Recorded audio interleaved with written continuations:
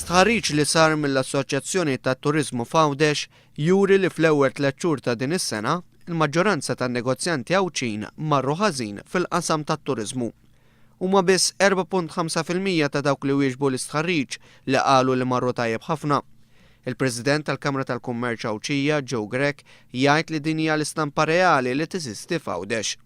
Jgħid li għalkemm it-turiżmu huwa wieħed mill-pilastri ewlenin għall-ekonomija Awċija u joffri impjiegi għal ta' Awċin, it-turiżmu f'Għawdex qed ikun wisq staġjonali. Fl-intervista mal-Gozo Today, il-President tal-Kamra tal-Kummerċ Awċija ilmenta min nuqqas ta' fondi Ewropej li rċevew l-intrapriżi Awċin. Mill-Fond Ewropew għall-Iżvilupp Reġjonali li jiswa 35.5 miljun euro kienu biss ftit aktar minn 2 miljun euro li ġew allokati għall-intrapriżi Awċin.